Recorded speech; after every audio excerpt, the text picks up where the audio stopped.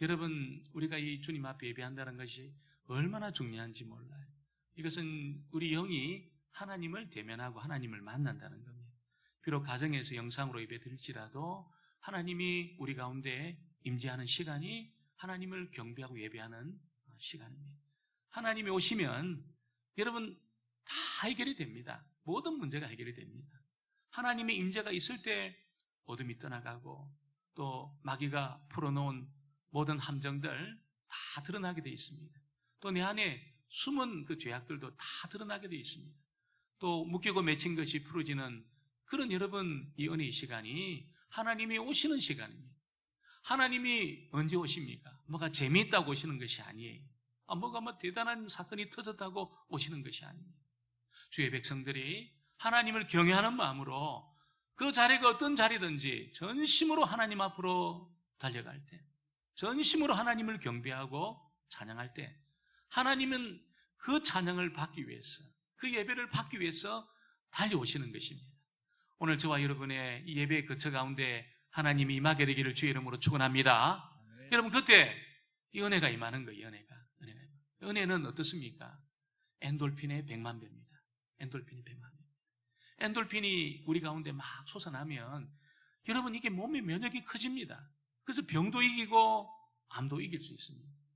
그냥 여러분 엔돌핀이 안 나오고 악한 독소가 나오면 어떻습니까? 아무리 좋은 거 먹어도 아무리 멋진 곳에 가도 이 몸의 면역이 커지지 않습니다.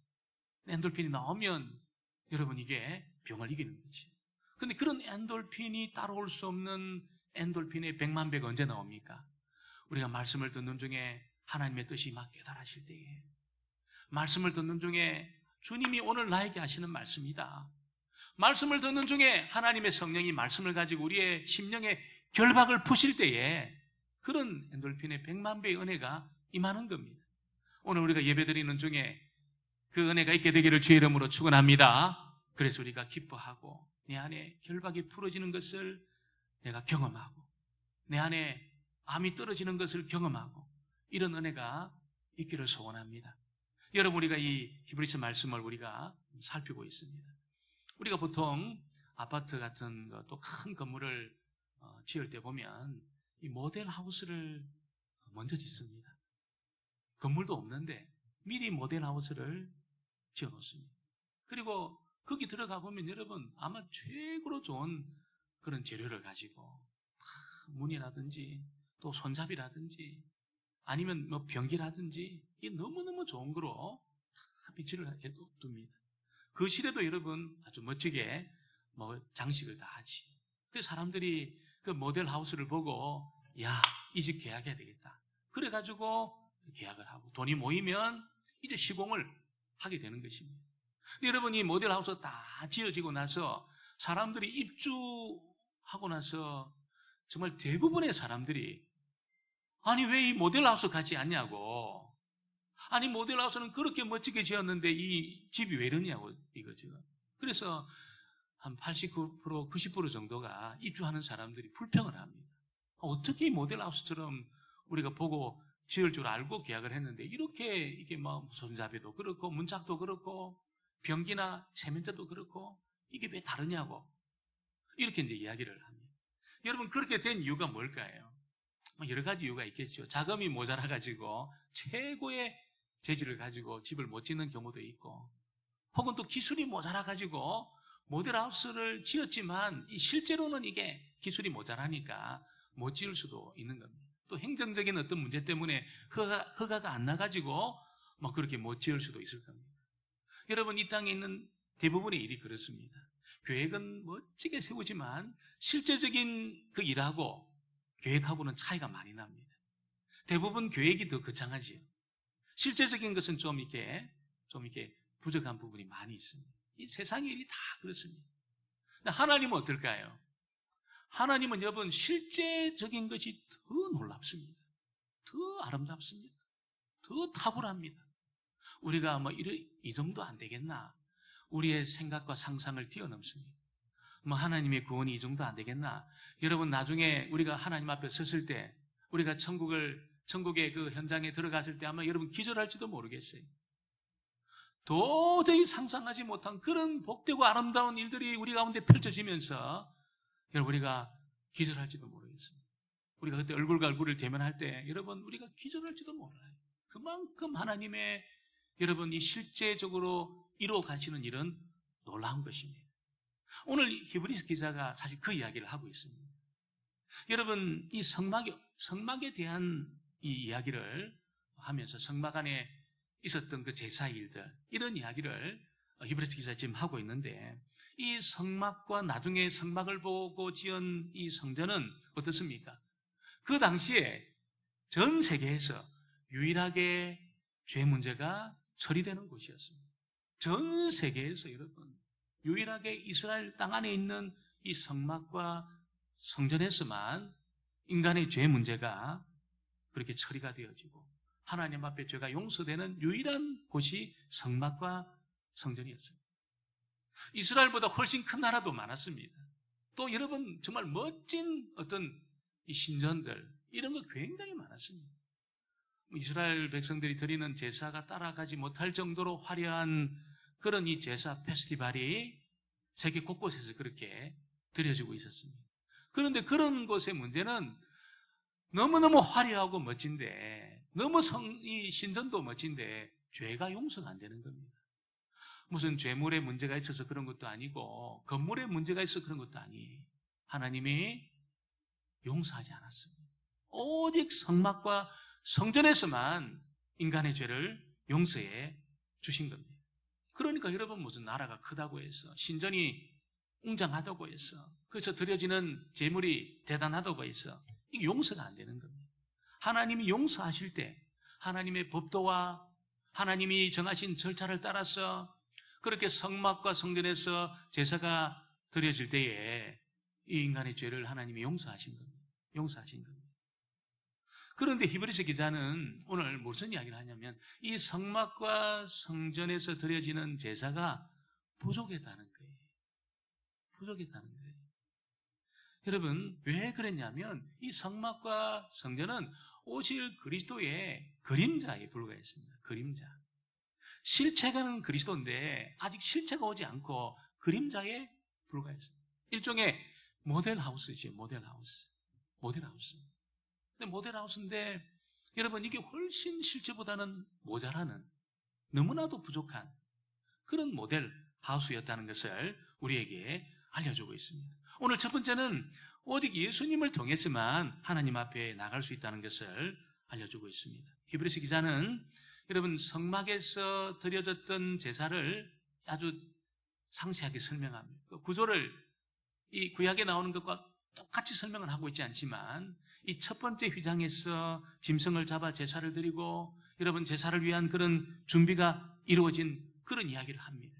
두 번째 휘장인 지성소 안에서는 어떻습니까? 이 지성소는 하나님의 임재와 죄 용서를 경험하는 곳이었다는 것을 알려주고 있습니다. 여러분 이 성막은 그 당시에 이 세상에서 유일하게 죄가 용서되고 처리되는 그런 장소였지만 불완전했다는 거예요. 불완전했다는 것입니다. 왜 불완전했을까요?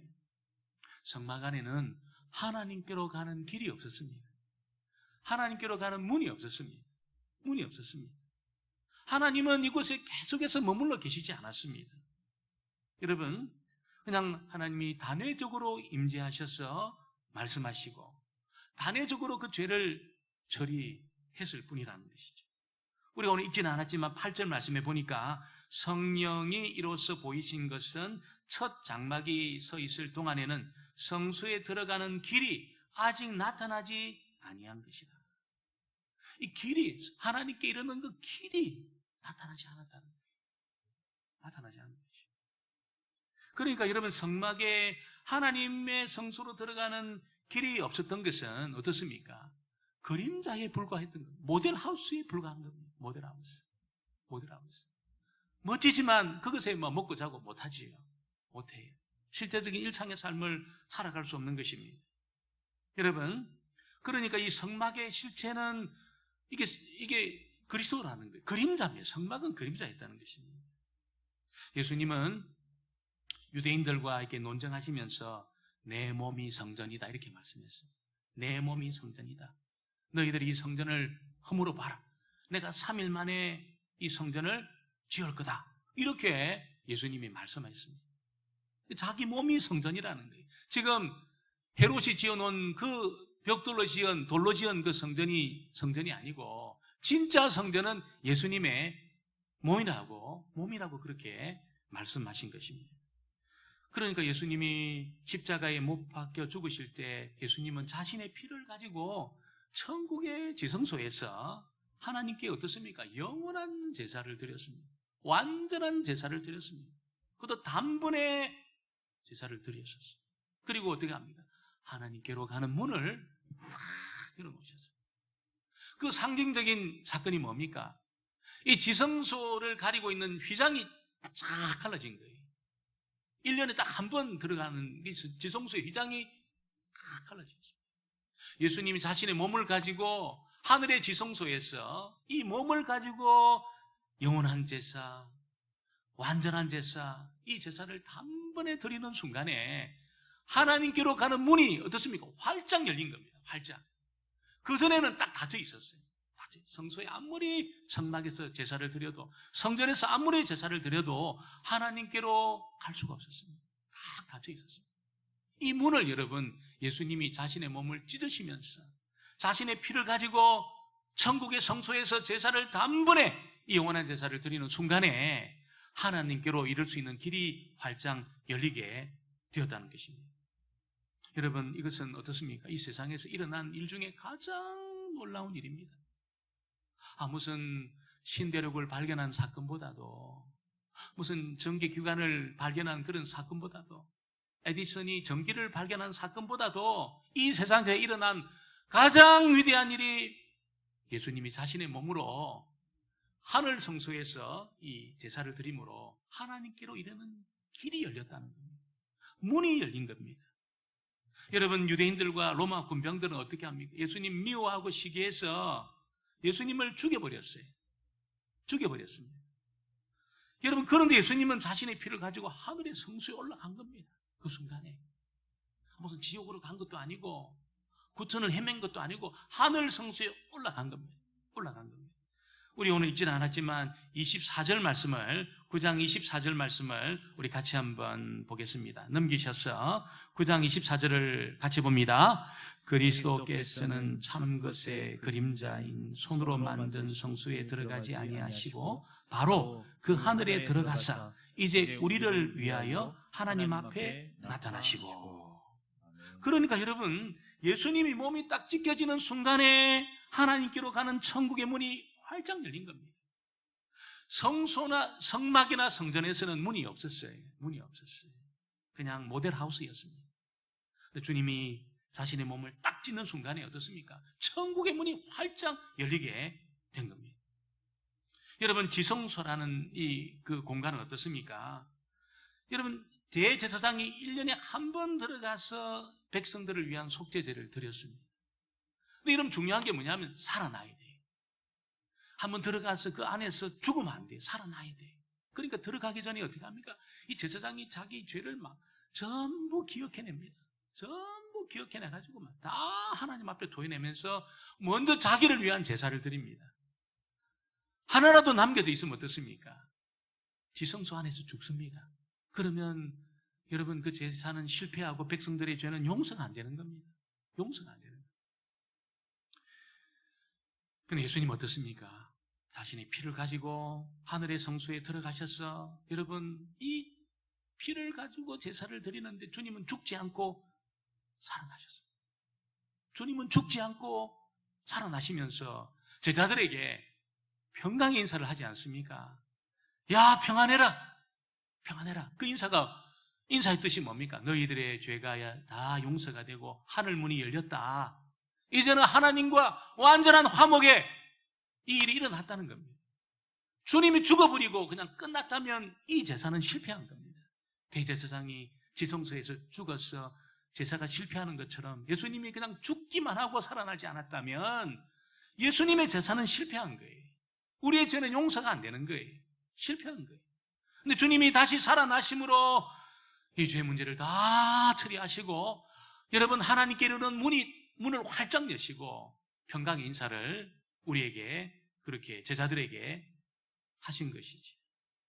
예수님은 하늘의 지성소에서 드린 이 제사를 통해서 여러분, 저와 여러분이 하나님께로 들어갈 수 있는 길을 활짝 열어놓으셨습니다. 할렐루야. 이 사실을 깨닫고 있는 사람은 어떻습니까? 하나님 앞에 주저하고 뒤로 물러가고 머뭇거리고 그렇게 하지 않습니다. 열린 하늘문을 향하여서 하나님께로 달려가서 하나님 아버지와 친밀한 교제를 가질 수 있다는 것을 여러분 꼭 기억하시게 되기를 주의 이름으로 축원합니다. 여전히 닫혀있는 가운데서 답답하게 살지 마시고 열려있는 하늘문을 달려가셔서 하나님하고 친밀한 그 교제를 하실 수 있게 되기를 주의 이름으로 축원합니다. 오늘 두 번째는 예수님의 피는 우리를 완전히 어렵게 한다는 것을 우리에게 알려주고 있습니다. 여러분, 레위지파 제사장들이 이 제사직을 수행할 때는 어떻습니까? 매일 들어갔습니다. 매일 성전에 들어가고 지성소에서는 대제사장 1년에 한 번 들어갔습니다. 그 제사장들이 매일 아침에는 어떻게 합니까? 금 향단에 분향했습니다. 아침에는 금 향단에 분향하고 저녁에는 등대 불을 밝혔습니다. 밤을 밝혔습니다. 등대에 불을 탁 붙여가지고 밤을 밝혔습니다. 그리고 안식일이 되면 어떻게 됩니까? 여러분, 12지파를 대표하는 12떡상에 떡을 교체합니다. 떡을. 일주일 동안 드려졌던 그 떡을 교체를 합니다. 이 모든 일을 수행하는 일에 있어서 여러분, 이 제사장들이 어떻게 됩니까? 이 자신의 죄와 백성들의 죄를 날마다 살폈어요. 날마다 살폈습니다. 그리고 짐승의 피를 가지고 이 문제를 날마다 하나님 앞에서 해결을 했다는 것입니다. 왜 그렇게 합니까? 너무너무 자기가 부족하기 때문에, 인간 제사장이 너무 부족하기 때문에 늘 자기를 살피면서 자기를 위한 제사도 하나님 앞에 그렇게 드렸다는 것입니다. 여러분, 제사장들이 이렇게 여러분 수만 명의 제사장들이 수천만 번의 제사를 드려도 이 죄는 어떻습니까? 완전히 처리가 안 됐어요. 수천만 번의 제사를 하나님 앞에 드렸지만 그 죄가 완전히 처리가 안 된 거예요. 그리고 하나님의 진노가 완전히 거두지지 않은 겁니다. 그래서 어떻게 합니까? 성자이신 예수님이 직접 나서신 겁니다. 수천만 번의 제사를 드리고 수백만 마리의 짐승이 하나님 앞에 드려졌지만 이 죄 문제가 완전히 처리가 안 된 거예요. 하나님의 진노가 완전히 제거가 안 된 거예요. 그래서 성자이신 예수님이 하나님 앞에 나서시게 된 겁니다. 여러분, 성경에는 이렇게 나오지 않지만 성부 하나님하고 성자 예수님 사이에 어떤 이 비밀 언약이 사실은 체결이 된 거예요. 이걸 지금 이 히브리서 기자는 뭐라고 새 언약이라고 이야기를 하고 있습니다. 하나님하고 비밀 언약이 체결이 된 겁니다. 여러분, 하나님의 아들이 인간의 죄를 책임지고 죽으면 어떻습니까? 성부 하나님이 그 아들을 믿는 모든 사람들의 죄를 전부 용서하시는 겁니다. 전부 용서하시는 겁니다. 그리고 구원해 주는 겁니다. 이 언약, 비밀 언약이지. 네가 인간의 죄를 책임지고 네가 죽으면 내가 너를 믿는 모든 사람들의 그 죄를 내가 용서하겠다. 모든 사람들이, 너를 믿는 모든 사람들이 너와 함께 죽은 거로 내가 인정하겠다. 하나님하고 예수님 사이에 일종의 그 어떤 비밀 언약이 체결이 된 겁니다. 여러분, 이 사실을 누가 알겠습니까? 아무도 몰랐어요. 아무도 몰랐어요. 그래서 예수님이 공생애를 시작하실 때에 여러분 이 비밀을 알려주십니다. 어디에서? 요한복음에서 알려주십니다. 요한복음 5장 24절에 보니까 내가 진실로 진실로 너희에게 이르노니 내 말을 듣고 또 나 보내신 이를 믿는 자는 영생을 얻었고 심판에 이르지 아니하나니 사망에서 생명으로 옮겼느니라. 할렐루야. 얼마나 놀라운 이 말씀인지 몰라요. 내 말을 듣고 나 보내시는 이를 믿는 자는 영생을 얻었다는 겁니다. 사망에서 죽음, 여러분 심판에 이르지 않고 사망에서 생명으로 옮겨졌다는 겁니다. 옮겨진 겁니다. 그러니까 여러분, 우리가 예수님 안 믿고 예수님 말씀 안 듣고 하나님 안 믿으면 어떻게 됩니까? 용서가 안 돼요. 용서가. 아무리 지성을 드려도 용서가, 죄 문제가 처리가 안 되는 거예요.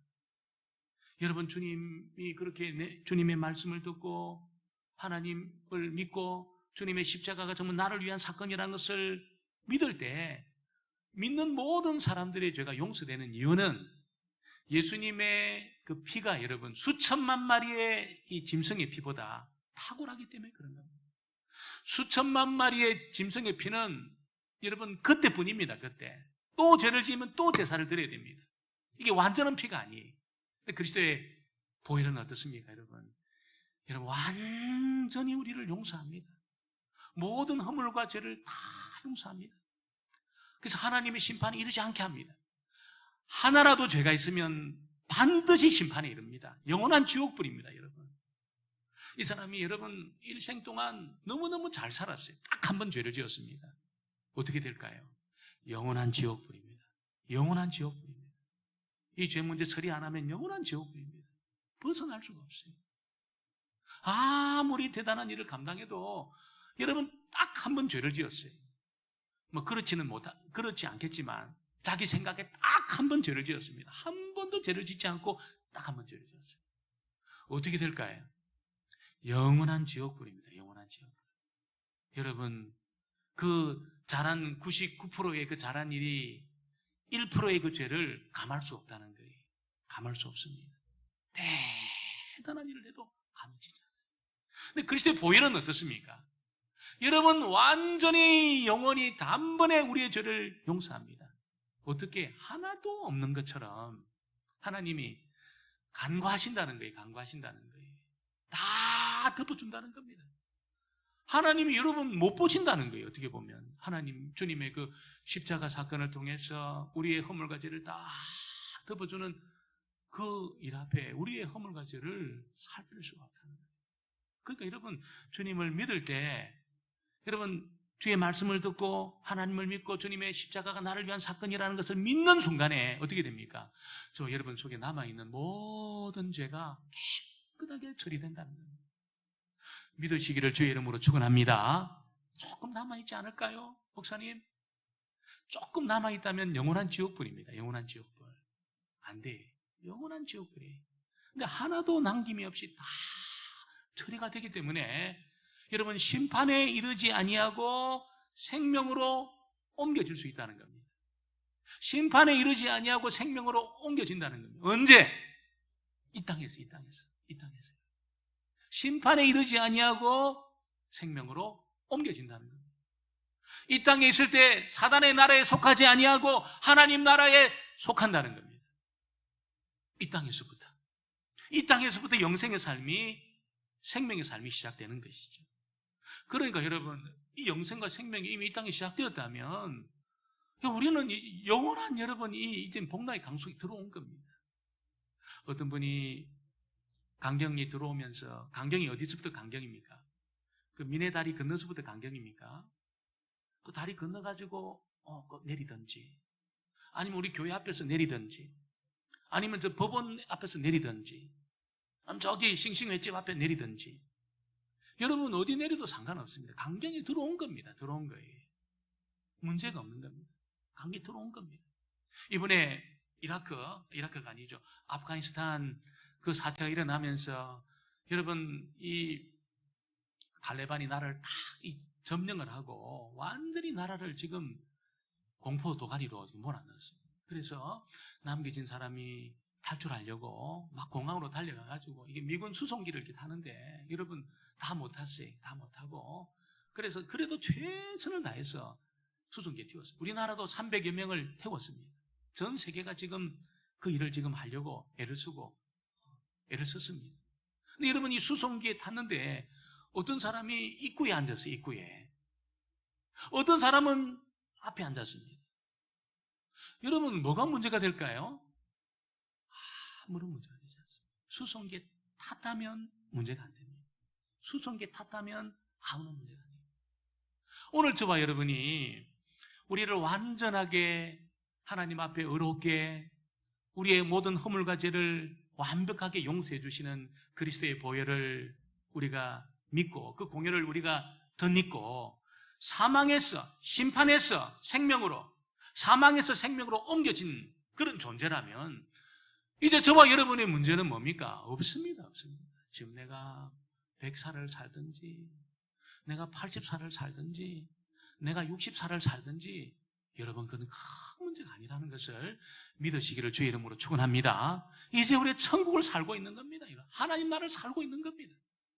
여러분 이것이 깨달아지는 순간에 오늘 저와 여러분 가운데 엔돌핀의 100만 배의 이 능력이 많은 겁니다. 이것을 깨닫는 순간에 이걸 또 잊어버리고 못 깨닫고 아이고만 그래도 나는 부족해서 난 안 돼. 여러분 또 돌아가고 그러면 여러분 이게 완전히 여러분 은혜를 까먹는 겁니다. 오늘 이 순간부터는 오늘 가정에서 예배드리는 주의 백성도 마찬가지입니다. 그렇구나.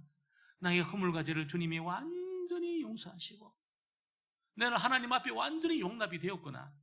이제 내가 영생을 얻었고 심판에 이르지 아니하구나. 사망에서 생명으로 내가 옮겨졌구나. 사단의 나라에서 하나님 나라로 옮겨졌구나. 믿으시게 되기를 주의 이름으로 축원합니다. 오늘 세 번째는 그리스도는 우리의 양심에 평안을 주신다. 주님의 피는 우리의 양심에 평안을 주신다. 그렇게 말씀하고 있습니다. 여러분 히브리서 기자가 제단에 뿌려진 짐승의 피도 하나님의 백성들의 죄를 일시적이지만 용서를 한다는 겁니다. 그것은 짐승의 피에 뭔가 대단한 어떤 효과가 있어서 그런 것이 아니고 제사장들이 믿음으로 제사를 드리기 때문에 용서가 된 거예요. 그 제사장들의 믿음이라는 것이 뭘까요? 짐승의 피를 보면서 장차 자신들과 하나님 백성들을 위해서 피 흘리실 그 메시아를 바라본 겁니다. 메시아. 하나님이 완전한 제사를 드려주실 그 메시아를 바라보고 짐승을 잡고 피를 가지고 제사를 드린 거예요. 주님 우리를 완전히 용서해 주시고 그렇게 하나님의 완전한 백성 되게 하실 그 메시아를 믿습니다. 그 믿음을 보고 하나님이 짐승의 피를 가지고 제사 드리는 그 여러분 그 죄를 용서해 주신 것입니다. 하나님이 이렇게 믿음으로 나오는 제사장들과 백성들을 보고 여러분이 죄 용서를 해주신 것입니다. 히브리서 기자는 제단 위에 뿌려진 짐승의 피로는 그러니까 어떻습니까? 죄인들의 이 양심에 평안을 줄 수 없다는 거예요. 완전한 평안을 줄 수 없다는 겁니다. 짐승의 피가 불완전하기 때문에 짐승의 피가 완전했다면 주님이 오실 필요가 없었겠지요. 불완전하니까 주님이 오셨습니다. 그러니까 짐승의 피로는 양심의 평화를 얻지 못하는 겁니다. 완전한 평화를 얻지 못하는 겁니다. 9절 10절에 보니까 어떻습니까? 이 장막은 현재까지의 비유니 이에 따라 드리는 예물과 제사는 섬기는 자를 그 양심상 온전하게 할 수 없나니 양심상 온전하게 할 수 없다는 겁니다. 짐승의 피는. 이런 것은 먹고 마시는 것과 여러 가지 씻는 것과 함께 육체의 예법일 뿐이며 기억할 때까지 맡겨둔 것이니라. 잠시 여러분 일시적으로 그런 효과가 나도록 그렇게 하신 거지 짐승의 피가 우리 양심을 완전히 자유롭게 할 수 없다는 겁니다. 그러나 그리스도의 보혈은 어떻습니까? 어린 양이신 그리스도의 보혈은 어떻습니까? 우리를 완전히 씻겨주십니다. 우리의 양심을 완전히 씻겨주십니다. 우리의 죄를 완전히 처리해 줍니다. 양심이 자유해요. 양심은 알잖아요. 이 숨겨놓은 죄가 있다는 걸 알아요. 그래서 양심이 계속 추격해서 공격합니다. 자유를 얻지 못합니다. 잠을 못 자요. 잠을 못 자요. 양심이 공격합니다. 계속해서. 양심의 가책이죠. 가책. 양심의 가책이 언제 사라질까요? 주님의 보혈이 나의 죄를 완전히 처리했을 때 양심의 가책에서부터 딱 벗어납니다. 그전에는 여러분 안 됩니다. 근데 주님의 보혈을 믿는 순간에 주님의 피가 나를 완전히 씻기셨구나. 그 양심이 여러분 죄를 찾으려 해도 찾을 수가 없다는 거예요. 목사님 저는 예수님의 보혈을 믿는데 왜 이렇게 양심에 가책이 있지요? 여러분 속고 있는 겁니다. 속고 있는 겁니다. 진짜 주님의 보혈의 사건이 나를 위한 것이라는 것을 믿으면 예수님의 보혈은 우리의 모든 허물과 죄를 다 처리합니다. 그 양심이 우리 죄를 찾을 수가 없는 거예요. 내가 최선을 다해서 살려고 하고 그런 것으로 달려가면 양심의 고발을 받습니다. 그러나 오늘 저와 여러분이 주님의 십자가로 달려가서 십자가 아래 딱 엎드리면 어떨까요? 양심이 우리의 허물과 죄를 절대로 찾을 수 없다는 것입니다. 13절, 14절 같이 봅니다. 13절, 14절 같이 보겠습니다. 염소와 황소의 피와 및 송아지의 죄를 부정한 자에게 뿌려 그 육체를 정케하게 하여 거룩하게 하거든 하물며 영원하신 성령으로 말미암아 흠없는 자기를 하나님께 드린 그리스도의 피가 어찌 너희 양심을 죽은 행실에서 깨끗하게 하고 살아계신 하나님을 섬기게 하지 못하겠느냐. 할렐루야. 아멘. 오늘 여러분 양심의 자유를 누리게 되기를 주의 이름으로 축원합니다. 양심의 평화, 양심의 자유. 여러분이 했던 일로 달려가면 안 됩니다. 과거로 달려가면 안 돼.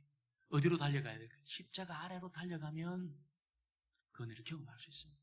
반드시 경험할 수 있습니다. 완전히 결박이 풀어지는 이 은혜를 경험합니다. 아, 주님 나를 완전히 용서하셨구나. 나를 완전히 용납해 주셨구나.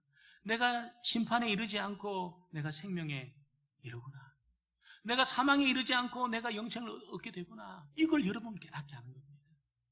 이 사실을 깨닫고 사는 사람하고 이 사실을 못 깨닫고 사는 사람하고는 천지 차이입니다. 천지 차이. 이 그리스도인의 삶이 천지 차이입니다. 왜 많은 그리스도인들이 침체하고 여러분 눌려 삽니까? 왜 그렇습니까? 십자가로 달려가지 않는 거예요. 달려가지 않는 거예요. 그 참된 기초 위에 서지 않는 겁니다. 자꾸 어떤 나의 어떤 행위 위에 서려고 하고 내가 했던 그 일 위에 서려고 하고 그러니까 이 기초가 흔들리는 거예요. 흔들리는 거예요. 여러분 십자가로 달려가서 완전한 기초 위에 딱 서시면 우리의 양심이 자유를 얻습니다. 우리 양심이 평안을 얻습니다. 아무리 추격해도 죄를 찾을 수가 없습니다. 완전한 자유를 누리게 됩니다. 자유만 누립니까? 여러분 이 양심이 자유를 누릴 뿐 아니라 여러분이 마음이 고쳐집니다. 새 창조 역사가 나타납니다. 새 창조 역사가 나타납니다. 그래서 하나님이 우리의 마음을 새롭게 하고 우리 양심을 더욱더 놀랍게 회복시켜 주시고 그러면서 우리의 육신도 여러분 회복시켜 주시고 이 땅에서도 천국을 누리며 살아갈 수 있는 그 은총을 저에게 허락해 주시는 것입니다. 오늘 저와 여러분이 완전한 제사를 드린 주님에게로 달려가시고 십자가 아래로 달려가셨어. 양심의 자유를 누리고 허물과 죄가 용서가 되고 내가 심판에 이르지 않고 내가 영생을 얻었을 뿐 아니라 나에게 하나님의 생명이 있다는 것을 깨닫고 여러분 이 땅에서도 풍성한 삶을 살게 되기를 주의 이름으로 축원합니다.